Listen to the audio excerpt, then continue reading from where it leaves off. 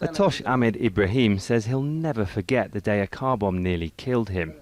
He says his shattered legs were gushing blood. He's a mechanic in Somalia's capital, Mogadishu.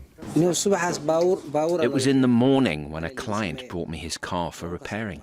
As soon as I started working on it, the car blew up because it had a bomb attached, and I didn't know about it.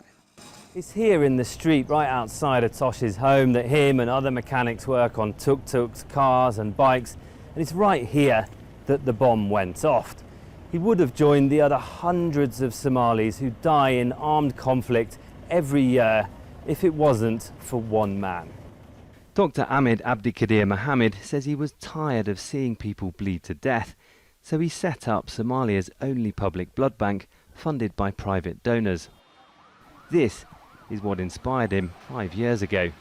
About 600 people were killed when 2 truck bombs exploded in Mogadishu. It was the worst attack in Somalia's history. Investigators blamed the armed group Al-Shabaab. Many of those killed bled to death from their injuries. Dr. Ahmed decided to do something about it. It feels like the country is in an emergency all the time. With many explosions and accidents, there is always a need for blood. This center supplies blood to many hospitals in the city to save the lives of wounded people, mothers in childbirth and others. Atosh is one of the many people who've been saved with the blood that Dr. Ahmed collects. He and his team deliver it to hospitals where it's needed. He says more people die of blood loss than from the bullets that hit them, and the UN says about 5,000 women die in childbirth in Somalia every year, many of whom could be saved by blood transfusions.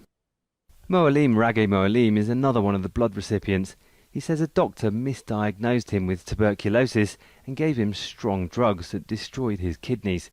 He now depends on kidney dialysis with donated blood. It's a good thing for the community. Without him, so many people would be dying because of lack of blood. Like me, if I did not get blood from him, it would be hard for me to stay alive. Dr. Ahmed says finding donors is hard. He says he's met many people who believe they'll die if they donate. He speaks on TV and radio every week to educate and encourage people. The bank stores enough blood to treat just a few hundred patients. It's a start, but he says he has a long way to go to meet Somalia's needs. Malcolm Webb, Al Jazeera, Mogadishu, Somalia.